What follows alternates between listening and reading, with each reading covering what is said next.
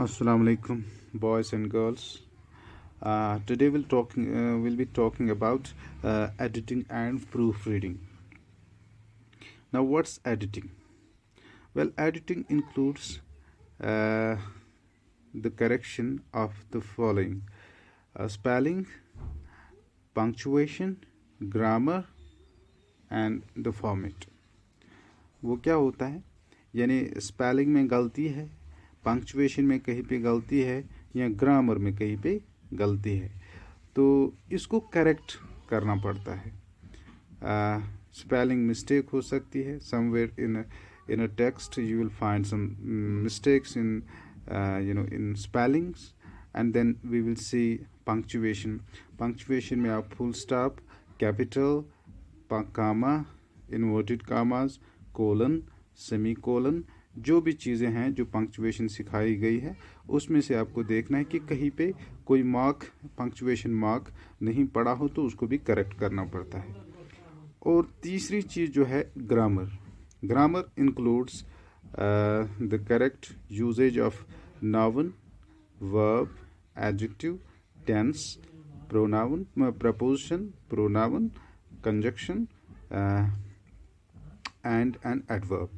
यानी सारी चीज़ें हमने देखनी है कि कहीं पे प्रपोजिशन में गलती है, फॉर लगाना हो टू लगा लिया, या विद लगाना हो एट लगा लिया, तो ये सारी चीज़ें आपको देखनी पड़ती है. ऑफ लगाना हो तो कहीं पे तो इन लगा लिया, या इन लगाना हो तो ऑफ लगा लिया. ये सारी प्रपोजिशंस में आते हैं.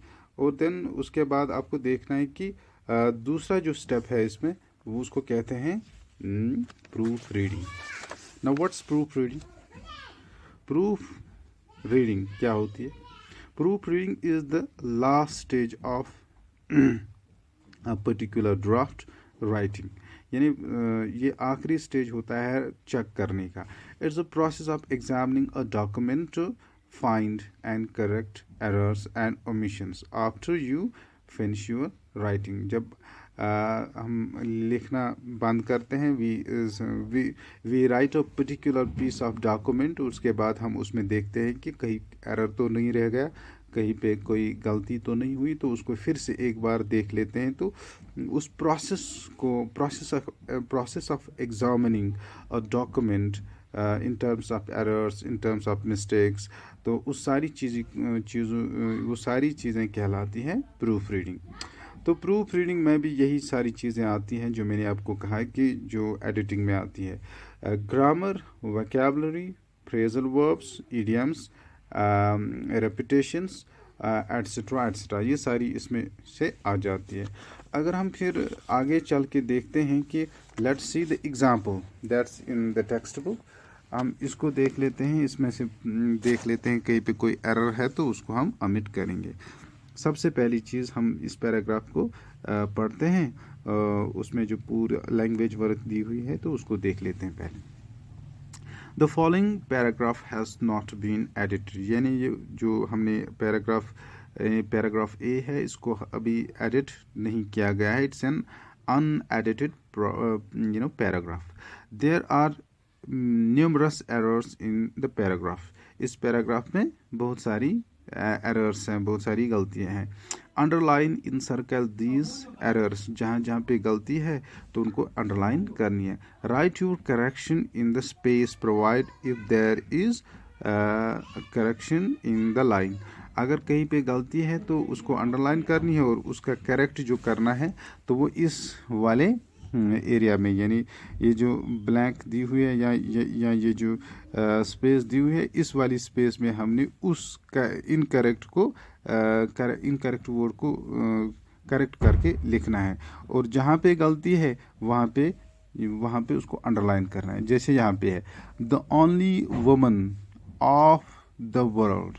अब देखिए the only woman of the world, of यहाँ पे जो है ये गलत है प्रपोजिशन, तो इसको हमने करेक्ट करना है. यहाँ पे हम अंडरलाइन करेंगे इसको और इसका करेक्ट यहाँ पे लिखेंगे, और यहाँ पे इन लिखा हुआ है. सी, हाँ ठीक. तो उसके बाद correction in the space provided. If there is no correction in the line, put a cross there. The first correction has been done for you in example. अगर इसमें से कोई करेक्शन, कोई सेंटेंस है उसमें करेक्शन नहीं दी है, मतलब उसमें करेक्शन की ज़रूरत नहीं है, तो इस वाले स्पेस में क्रॉस लिखनी है.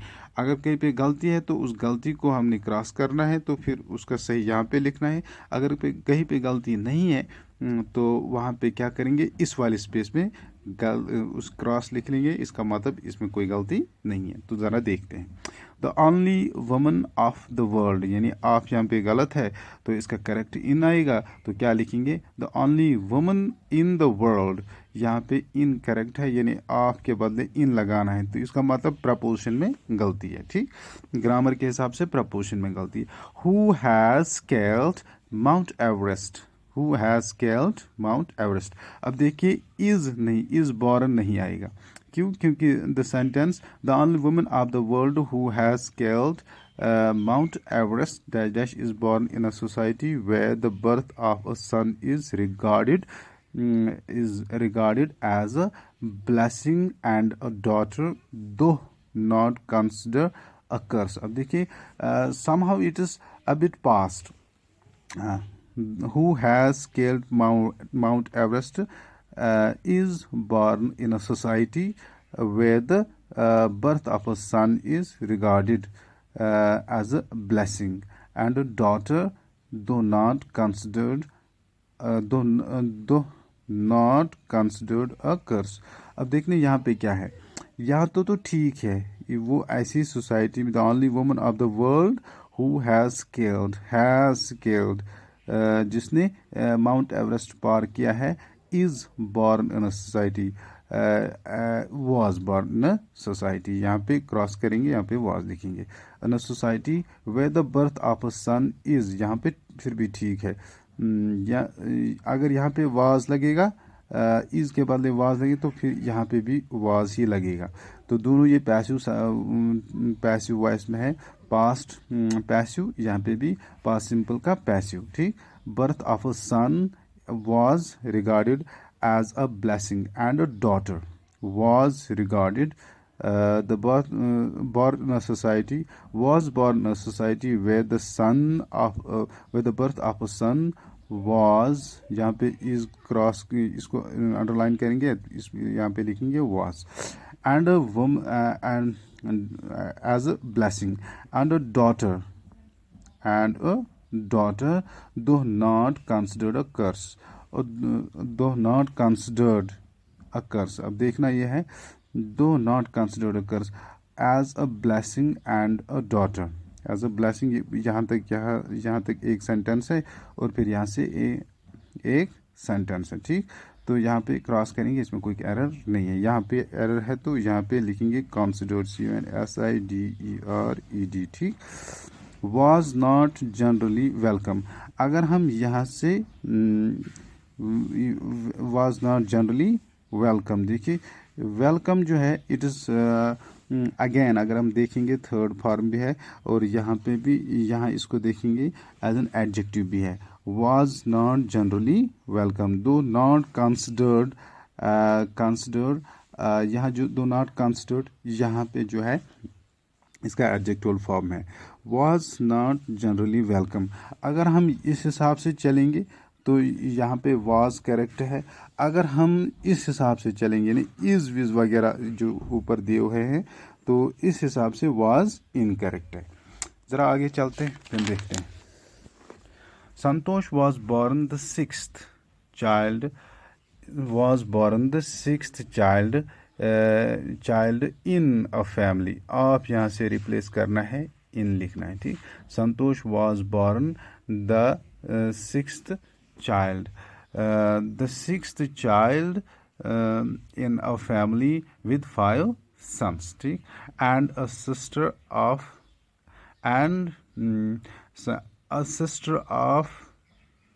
5 brothers, a sister in 5 brothers. ठीक, the girl was given the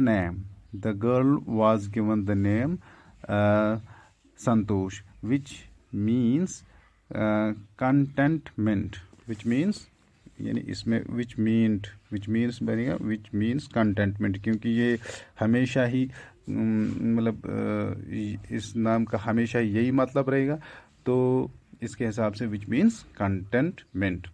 but संतोष was